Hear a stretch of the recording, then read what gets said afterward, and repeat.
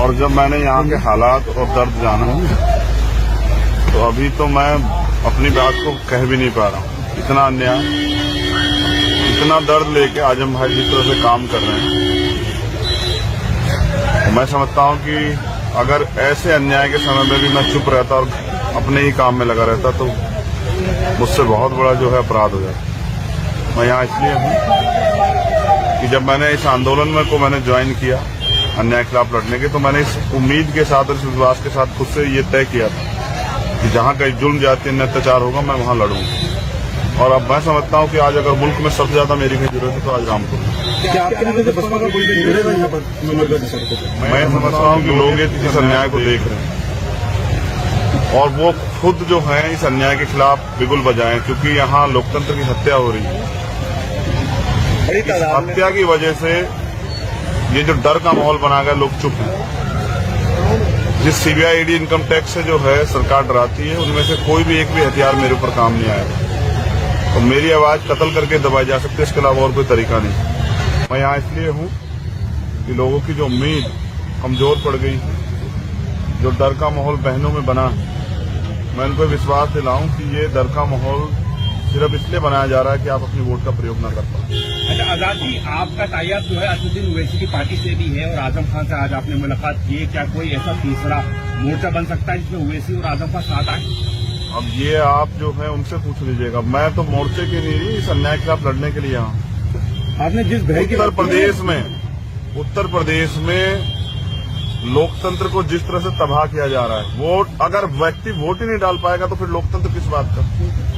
तो रामपुर में डेमोक्रेसी नहीं है, रामपुर में हिटलरशाही चल रही है और उस हिटलरशाही का जवाब तो हमने पहले भी दिया, कल भी दिया और आज भी देंगे।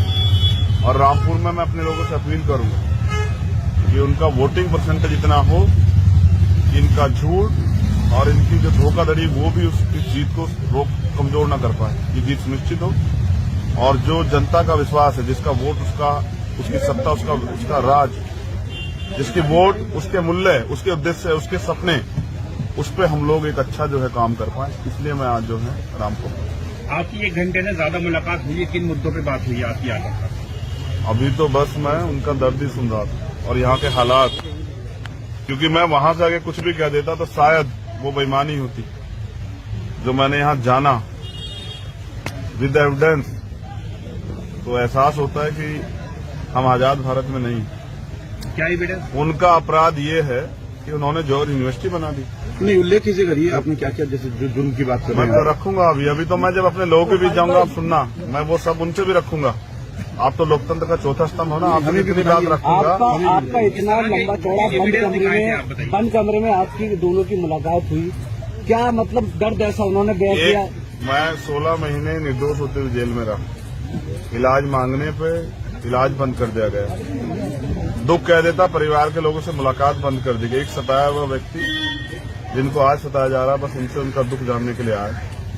वही बातें हुई, क्योंकि उनसे मेरे रिश्ते बड़े पुराने, उनका प्यार मुझे हमेशा मिलता रहा। तो अभी तो मैंने उनका दुख जाना। मैं अपने लोगों के बीच में जाके अपील करूंगा कि जो लोकतंत्र जिस उद्देश्य से बना था, और वो इस बार 5 तारीख को उसमें उम्मीद को बनाने में सफल चंद्रशेखर जी, भाजपा के सारे मंत्री, कई मंत्री रामपुर में डेरा डाले हुए हैं, बार-बार लगातार जनसभाएं कर रहे हैं। ऐसे में आजम खान साहब अकेले प्रचार कर रहे थे, अब आकर के थोड़ा सा आप आए हैं, क्या कहना चाहेंगे इसको लेकर? मैं यही कहूंगा, अगर उन्होंने काम किए होते तो शायद डेरा न डालना पड़ता, क्योंकि उन्होंने नफरत को ही बांटा, उन्होंने नफरत ही लोगों को दी है परोस के। उन्होंने रोजगार मांगने पे नौजवानों को लाठियों से पीटा। किसानों ने जब अपने अधिकार के लिए आंदोलन किया तो उनको नक्सली, खालिस्तानी आतंकवादी पता नहीं क्या अपमानित किया, लाठियां बजाई, कीले लगा दी। जब महिलाएं अधिकारों के लिए सड़कों पे आती हैं, आंगनबाड़ी हो या आशा की बहनें, तो लाठियां बजती हैं। आप कहने से बेरोजगारी और महंगाई चरम पे है, कोई बोलेगा नहीं। देश के प्राइम मिनिस्टर खुल के झूठ बोलते हैं, उनके मुख्यमंत्री खुल के झूठ बोलते हैं। ये सब चीजें जो जनता के दिल में है, जनता का वोट इस बात का फैसला करेगा कि ये मंत्री बड़े हैं या जनता की ताकत बड़ी है। आपके आने से बहुजन का वोट बैंक क्या बढ़ेगा इसमें? आजम खान के पुराने साथियों ने आजम खान को इस नाजुक वक्त में छोड़ के बीजेपी ज्वाइन की है, या ये पुलिस का डर है या ये अपना मुफाद है? आपने देखा नहीं, श्रीपाल जी कल ही तो परिवार एकजुट हुआ, सीबीआई की जांच भी शुरू हुई, सुरक्षा भी हट गई और अब बंगला के हटाने के भी ऑर्डर आ गई। ये सब बातें स्पष्ट करती है कि बीजेपी ब्लैकमेलिंग की राजनीति कर रही है। आपके आने से बहुजन का वोट बैंक कितने प्रतिशत इसमें बदल सकता है? मैं ये जानता हूँ कि मैं अपना काम करूंगा। जनता को तय करना है कि इस नाउम्मीदी के समय जो नाउम्मीदी बनाई जा रही फ्लैग मार्च करके अन्याय करके, उनको अपनी उम्मीदों को कैसे बना के रखना है, उनको सच्चे लोकतंत्र कैसे बचाना, जहां वोट से तय होता है कि ताकत किसको मिलेगी। मैं अपना काम करूँ। अच्छा चलिए जी, अभी तक दलित वोट मायावती जी के साथ आ रहा है, क्या कहना चाहेंगे? दलित वोट जिसको आप कह रहे हैं वो वोट नहीं है, वो लोग हैं और वो हमेशा भारतीय संविधान के साथ खड़े रहे। तो क्या चंद्रशेखर आज संविधान बचाने की लड़ाई, क्या मायावती, आज लोकतंत्र बचाने की लड़ाई, क्या मायावती जी मैंने क्या कहा, वही वोट पहले कांग्रेस को भी जाता रहा है, वही वोट जनता दल को भी गया। जब भी इस देश में किसने तानाशाही की, इस वोट ने अपनी जिम्मेदारी अदा करके और जवाब दिया। तानाशाह को, बादशाह को उन्होंने जवाब दिया कि हम इस आजाद भारत में गुलाम नहीं। और इस बार भी आप देखना, चाहे खतौली का फैसला हो, चाहे रामपुर का और चाहे मैनपुरी का, और निर्णायक है हम लोग और हमें निर्णय लेना आता है। हम फिर लोकतंत्र बचाने को आजम भाई तो इस इलेक्शन से काफी मायूस हैं, यहाँ तक कि उन्होंने आपको मना भी किया था, बावजूद इसके प्रचार करने आए हैं आप। वो नाउम्मीद इसलिए है कि यहाँ सत्ता के लोग दमन कर रहे हैं। वो नहीं चाहते थे कि मुझे भी कोई आंच आए, लेकिन मैंने उन्हें बताया कि मेरे पास खोने को कुछ नहीं है और ना ही मेरी इच्छा है कुछ बनने की। मेरी एक इच्छा है कि देश के लोगों की उम्मीद जिंदा रहे, लोकतंत्र जिंदा रहे। बाबा साहब ने जिन सपनों के आधार पर अपना जीवन कुर्बान करके भारत का संविधान लिखा, उसके मूल्य उद्देश्य से जिंदा रहे। और जिस तरह बीजेपी उसको बर्बाद करने का काम, सारी सरकार सिस्टम को बेच रही है पूंजीपतियों को। मजदूर जो है भुखमरी कगार पे हैं, गरीब भुखमरी कगार पे हैं। तो ऐसे में उनका बेटा होने के नाते मेरी जिम्मेदारी है कि मैं अपने एहसास को, अपने जज्बात को लोगों तक पहुंचाऊं और लड़ाई को मजबूत कर। मैं यहाँ उनके बुलाने पे नहीं, अपने जमीर की गवाही देने के लिए आया हूं कि अगर अन्याय होगा तो चंद्रशेखर चुप रहेगा। मैंने इसी वादे के साथ आंदोलन शुरू किया और मेरा जमीर जिंदा है। ना मैं सीबीआई से डरता, ना ईडी से, ना इनकम टैक्स। मैंने पहले भी कहा था कि अब मेरा कत्ल ही जो है इस लड़ाई से मुझे रोक सकता है।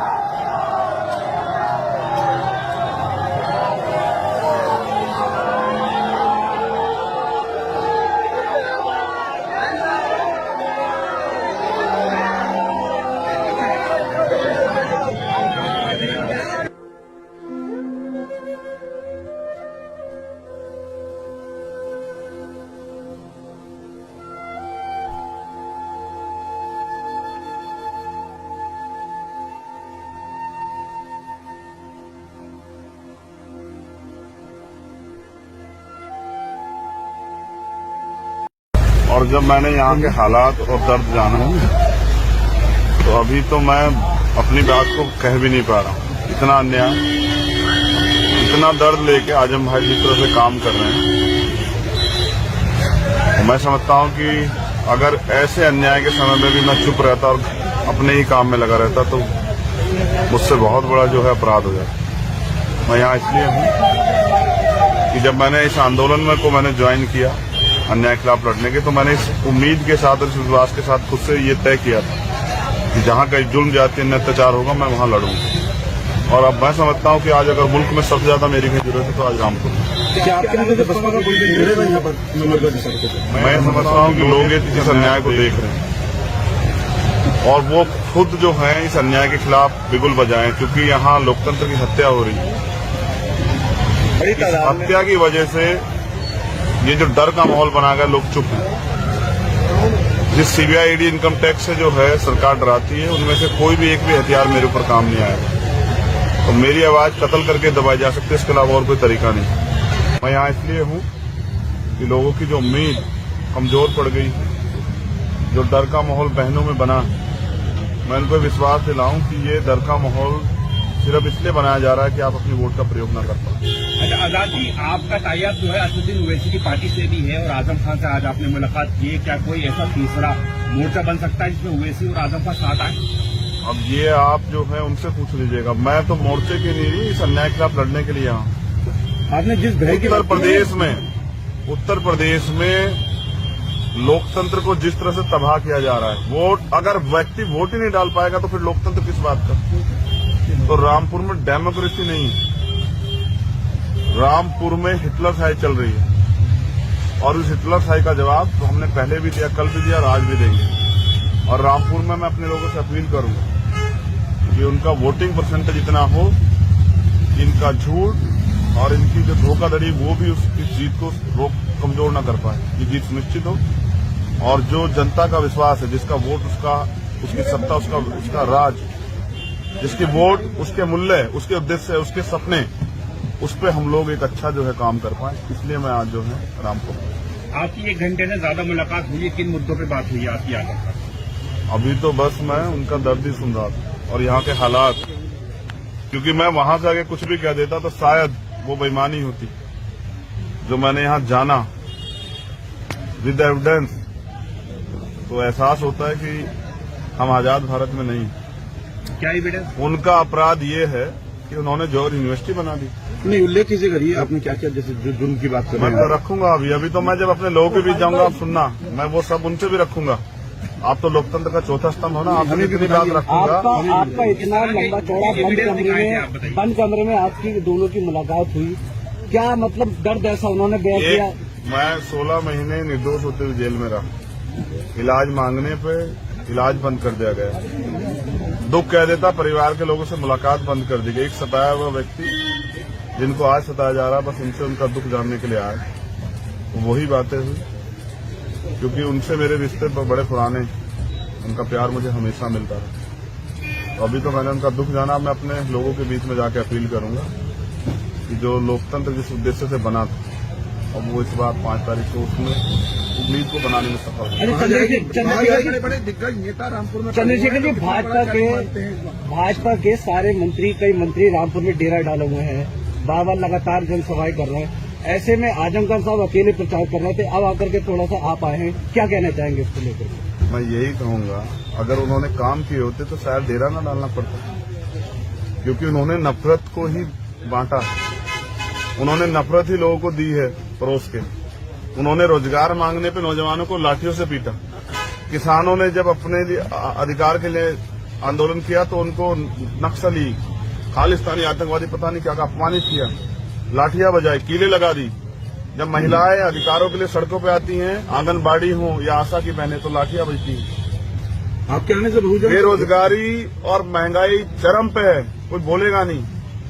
देश के प्राइम मिनिस्टर खुल के झूठ बोलते हैं, उनके मुख्यमंत्री खुल के झूठ बोलते हैं। ये सब चीजें जो जनता के दिल में है, जनता का वोट इस बात का फैसला करेगा कि ये मंत्री बड़े हैं या जनता की ताकत बड़ी है। आपके आने से बहुजन का वोट बैंक क्या बढ़ेगा इसमें? आजम खान के पुराने साथियों ने आजम खान को इस नाजुक वक्त में छोड़ के बीजेपी ज्वाइन की है, या ये पुलिस का डर है या ये अपना मुफाद है?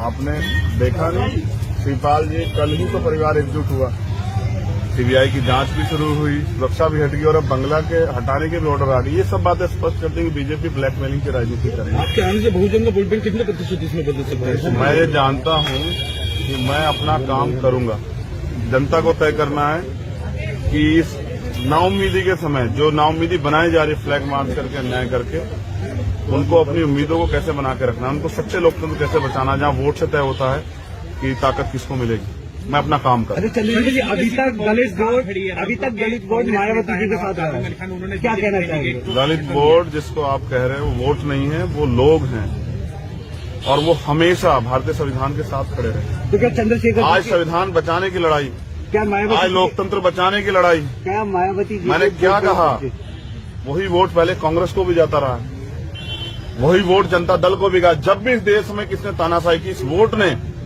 अपनी जिम्मेदारी अदा करके और जवाब दिया, तानाशाह को, बादशाह को उन्होंने जवाब दिया कि हम इस आजाद भारत में गुलाम नहीं। और इस बार भी आप देखना, चाहे खतौली का फैसला हो, चाहे रामपुर का और चाहे मैनपुरी का, और निर्णायक है हम लोग और हमें निर्णय लेना आता है। हम फिर लोकतंत्र बचाने को आजम भाई तो इस इलेक्शन से काफी मायूस हैं, यहाँ तक कि उन्होंने आपको मना भी किया था, बावजूद इसके प्रचार करने आए हैं आप। वो नाउम्मीद इसलिए है कि यहाँ सत्ता के लोग दमन कर रहे हैं, वो नहीं चाहते थे कि मुझे भी कोई आंच आए, लेकिन मैंने उन्हें बताया कि मेरे पास खोने को कुछ नहीं है और ना ही मेरी इच्छा है कुछ बनने की। मेरी एक इच्छा है कि देश के लोगों की उम्मीद जिंदा रहे, लोकतंत्र जिंदा रहे बाबा साहब ने जिन सपनों के आधार पर अपना जीवन कुर्बान करके भारत का संविधान लिखा, उसके मूल्य उद्देश्य से जिंदा रहे। और जिस तरह बीजेपी उसको बर्बाद करने का काम, सारी सरकार सिस्टम को बेच रही है पूंजीपतियों को। मजदूर जो है भुखमरी कगार पे हैं, गरीब भुखमरी कगार पे हैं। तो ऐसे में उनका बेटा होने के नाते मेरी जिम्मेदारी है कि मैं अपने एहसास को, अपने जज्बात को लोगों तक पहुंचाऊं और लड़ाई को